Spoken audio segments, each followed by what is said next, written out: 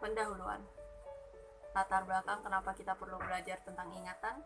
Ingatan atau sering disebut memori adalah sebuah fungsi dari kognisi yang melibatkan otak dalam pengambilan informasi. Proses mengingat atau memori banyak dipengaruhi oleh beberapa faktor. Ada 3, yaitu faktor individu, objek, dan lingkungan. Keterangan ada di dalam makalah, silakan dicek sendiri.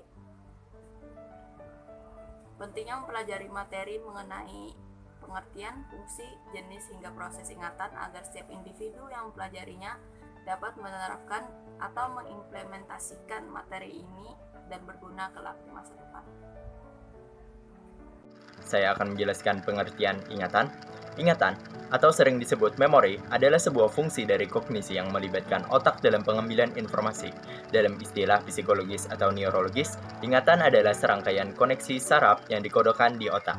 Ingatan adalah penciptaan kembali atau rekonstruksi pengalaman masa lalu dengan terlibatnya sinkron neuron yang terlibat dalam pengalaman asli. Ingatan kita tidak disimpan di otak kita seperti buku di rak perpustakaan, tetapi sebenarnya adalah rekonstruksi cepat elemen yang tersebar di berbagai area otak kita. Pengertian ingatan dapat berbeda menurut beberapa ahli psikologis seperti Arthur Clifton Guyton. Pengertian ingatan menurut dia secara psikologis adalah hasil perubahan kemampuan pelajaran sinaptik dari satu neuron ke neuron berikutnya sebagai akibat dari aktivitas neural sebelumnya. Perubahan ini kemudian menghasilkan jaras-jaras baru atau jaras-jaras yang terfasilitasi untuk membentuk penjalaran sinyal-sinyal melalui lintasan neural otak. Jaras yang baru atau terfasilitasi disebut jejak-jejak ingatan atau memory traces. Jenis-jenis ingatan. Otak manusia yang kompleks memiliki beberapa cara dalam memproses informasi. Informasi itu sendiri pun dapat masuk melalui panca indera, di antara panca indera tersebut ialah indera pengecap, indera penciuman, indera penglihatan, pendengaran, dan masih banyak lagi. Adapun jenis-jenis memori tersebut adalah 1. Ingatan jangka pendek. Ingatan jangka pendek ini disebut juga sebagai short term memory. Merupakan sejumlah memori yang disimpan di dalam otak dalam waktu yang singkat. Karena minimnya pengulangan informasi yang sama masuk dalam otak. Salah satu contoh jenis ingatan ini adalah mimpi. Kita semua pasti pernah bermimpi, tapi saat bangun, kita sudah lupa atau hanya ingat sebagian dari mimpi tersebut. Itu karena mimpi terjadi di bagian otak yang disebut short term memory tadi. Kemudian yang kedua adalah ingatan jangka panjang.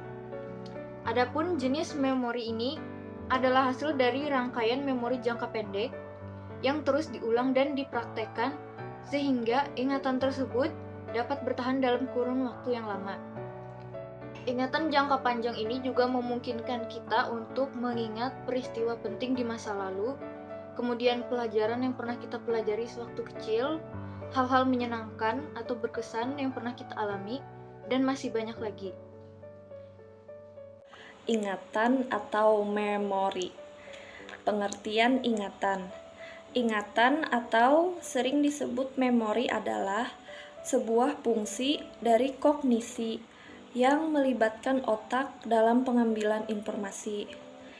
Ingatan akan dipelajari lebih mendalam di psikologi kognitif dan ilmu saraf. Ingatan merupakan kemampuan untuk menerima dan memasukkan learning, menyimpan retention, dan menimbulkan kembali apa yang pernah dialami remembering. Dalam proses mengingat informasi, ada 3 tahapan, yaitu memasukkan informasi encoding, penyimpanan storage, dan mengingat retrieval stage. Proses ingatan. Ingatan merupakan proses di mana terjadinya penarikan kembali suatu informasi yang pernah didapat sebelumnya. Untuk membentuk ingatan baru, informasi tersebut harus diubah menjadi bentuk yang dapat digunakan yang mana itu terjadi melalui proses yang dikenal sebagai pengkodean atau pemasukan. Lantas, bagaimanakah proses dalam ingatan seseorang? Berikut struktur gambaran proses ingatan.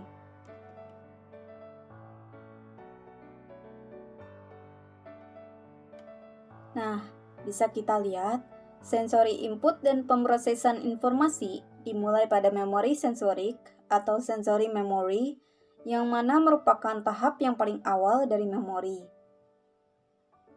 Pada dasarnya, memori sensorik ini menyimpan informasi yang kita tangkap, namun hanya untuk periode yang sangat singkat.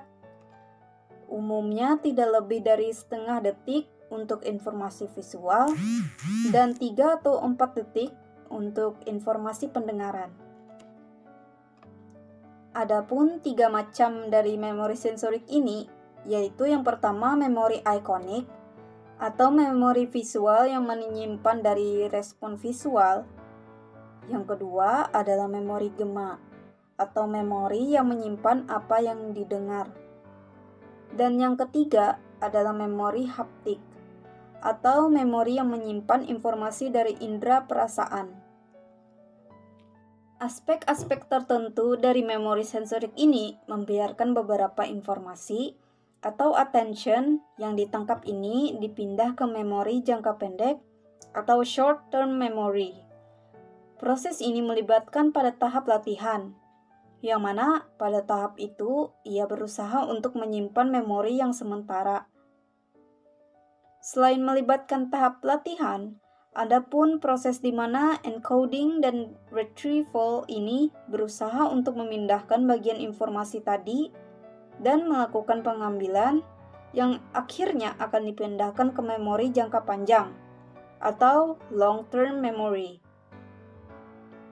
yang mana dari informasi itu akan disimpan ke dalam memori sehingga diproses atau dikodekan ke dalam memori jangka panjang. Informasi ini pun akan disimpan dalam pikiran dan dapat diambil sebelum dapat digunakan.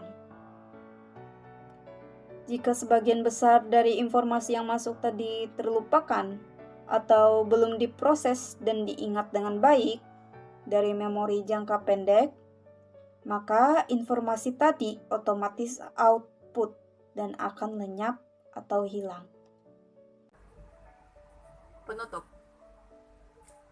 Kesimpulan, ingatan atau sering disebut memori adalah sebuah fungsi dari kognisi yang melibatkan otak dalam pengambilan informasi.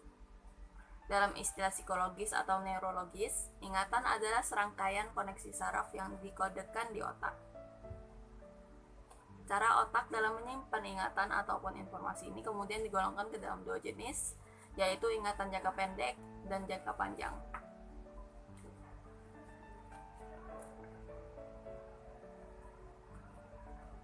Pemrosesan informasi dimulai pada memori sensorik atau sensory memory yang didasarkan pada perhatian atau attention dari informasi yang didapat. Lalu informasi itu akan pindah ke memori jangka pendek atau short term memory, yang mana proses ini dilakukan pada tahap latihan atau berusaha mencoba menyimpan suatu informasi sementara. Encoding dan retrieval, di mana proses dari kedua ini berusaha untuk memindahkan bagian informasi tadi dan melakukan pengambilan yang akhirnya pindah ke memori jangka panjang atau long term memory. Jika sebagian besar dari informasi yang masuk terlupakan atau belum diproses, maka informasi tadi tidak pernah masuk ke tahap memori jangka pendek atau dilakukan output.